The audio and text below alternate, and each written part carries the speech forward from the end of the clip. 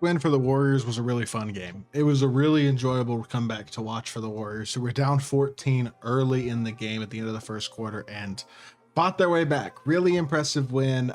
Got real contributions from a lot of different guys. Gary Payton with one of the best games of his season. Wiggins with a efficient 27 points. Kevon Looney with one of the best games of his season as well. Was really impactful with 18 points and 4 blocks. Dennis Schroeder made a couple big plays down the stretch. Pajimski made a huge shot. Kyle Anderson made a huge shot. Like, they got some really big shots down the stretch from a lot of different role players and a lot of different contributions, and managed to beat the Thunder despite Shea shooting or scoring 52 points, getting to the free throw line an absolute ton. It was another Shea masterclass for sure. But outside of Shea and Jalen Williams, who, by the way, 26 points on 26 shots, that is not efficient at all. Not impressive, even though he scored 26. But really, outside of Shea, the Thunder were not efficient at all tonight. They missed a lot of shots, and I mean, Isaiah Joe was really good. He had 17 points on 5 of 10 from 3. Outside of Isaiah Joe's 5 of 10, though, the rest of the team was 4 for 29 from 3 tonight. Not good. They did not shoot the ball well at all tonight, and the Warriors just made everything down the stretch. It was honestly kind of a lucky win, was my takeaway from the game. But it was a fun win nonetheless, and it's the type of win. The Warriors are now back a game above 500. We are approaching the trade deadline, obviously, with about a week to go, and I think it's the perfect time to kind of discuss what Warriors trade options there are and why it's complicated for them to make a trade, but why it also wouldn't surprise me at all if they did. Now, I am of the camp that this team should probably not make significant trades, go all in, use the assets they have to build a big trade package for one of these stars. But would I be surprised at all if they did? The honest answer there is no.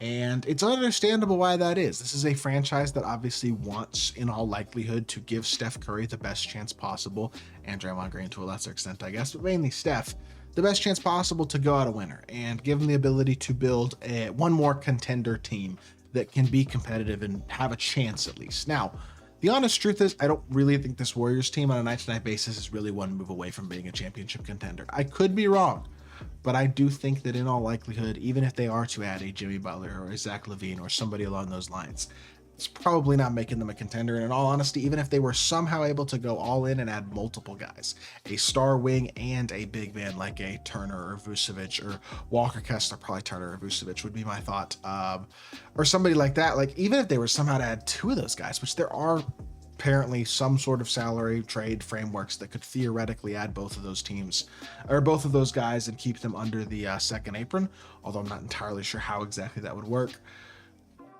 I just don't think that's mortgaging your entire future for a couple pieces to try your best to be competitive this year is very smart.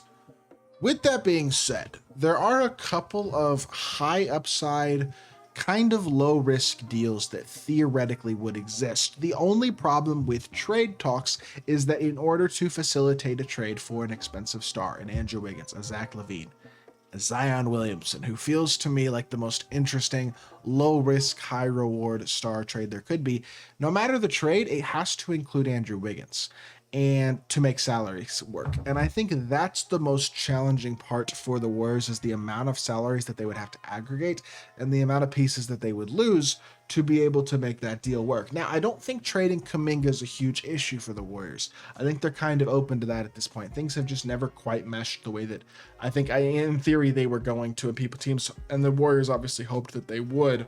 I mean, Kuminga's had a decent year, averaging almost 17 a game, shooting 34.5% from 3. Like, he's been pretty good, but as a whole, his contract's up after the season. I just don't think there's a ton of fit there, I guess. It never quite fit the way that you would want it to. And I think Wiggins has been awesome. And Wiggins was great tonight against the Thunder, but in general, has been having a really good year. 38% from 3, 17 points a game, playing good defense, playing well across the board this season. And obviously, Steph numbers are down a bit, but still 40% from 3, 51% from inside the arc, 22 points a game. Was not particularly efficient tonight, in all honesty. Again, struggled a lot earlier in the game. He's like 2 for 9, but he finishes making a few big 3 balls down the stretch in the fourth quarter, 21 points. He's not the same player he once was, but he is the Golden State Warrior legend. Not just a legend. He is the legend for that franchise. We'll have a statue in front of the arena, first ballot Hall of Famer, jersey retired all that type of stuff, and deservedly so. Like this dude is that guy in Golden State for the Warriors, and I think if they want to go on to make a deal, it does kind of make sense to why they would want to give their superstar and their franchise legend one last opportunity to make a run. Now, do I think that trading, in theory, something along the lines of Andrew Wiggins, Kyle Anderson, a couple of other aggregated contracts, and a first round pick or two for Jimmy Butler is a great idea? Maybe not. Do I think that potentially making that type of deal, if you can maintain not having to add first round picks into it, for example, a deal with maybe Wiggins, Kuminga, Kyle Anderson for Jimmy Butler, and you don't have to add a first round pick, all of a sudden that becomes an interesting trade. And I think there is a world in which they might be able to snag one of these stars without giving up huge assets. And the one guy who making a trade is tough with Zion. I think the fit wise, losing Wiggins and adding Zion is an interesting fit because he doesn't provide that perimeter spacing. And I just don't think he fits super well, because who's going to play small forward for you? How are you going to work out your lineup if you have to trade Wiggins, Kuminga, and more for Zion? But he's the high upside superstar that would be really, really interesting, and potentially the type of building block for a future that just they don't have right now. They do not have that type of future building block. Whatever you think of Kuminga, he's not Zion Williamson. And the honest truth about Zion is, as much as people have criticized him this year in the last couple of years, and in all honesty, and a lot of times deservedly so, he looks to be in about the best shape he's ever been in his career. He's playing really, really well in pretty low minutes. Recently was great against my Mavs tonight as I record this video. Like, Zion is a really interesting player. If the Warriors could find a way to pair Steph and Zion together, that could be an interesting team this year and an interesting team for the next few. And he could be the type of piece that, if he stays healthy and if he stays in shape, both of which are big ifs, there is a potential future with Zion. And the interesting thing about Zion contract-wise as well is the fact that you can pretty much get rid of him at any time without taking a significant cap hit if need be, because there's all these different opt-out clauses and qualifications and things like that in Zion's contract. Now, at the end of the day, my biggest concern and my biggest question with this Warriors team is, I just don't think, again, is Jimmy Butler or Zach LaVine or Zion Williamson making this team a contender? Probably not. Is it the type of move that they would absolutely consider, though? I think 100%. And I have to say, if they were to make any of those three moves, or even another move that I'm not thinking about for a guy who may not be really on my radar, or again, a move for a big like a Vucevic or something like that, it will, if nothing else, be absolutely fascinating. I liked the Dennis Schroeder move. It hasn't worked as well as it was hoped, but I think there's possibility that he can become a more useful asset for this team as the season progresses. And look, the Warriors, let me just put it this way. Basketball is better when teams like the Lakers and the Warriors are good.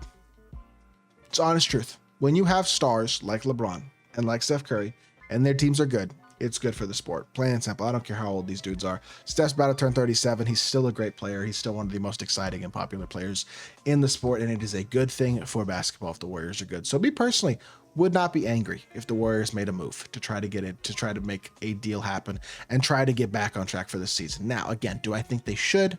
Honestly, no. Do I think they will? It's possible. And if they do, it could be fascinating. So I hope y'all did enjoy. If you did, make sure you hit that like button, leave a comment, and subscribe. Be back with more NBA content very, very soon, and I appreciate y'all. Peace.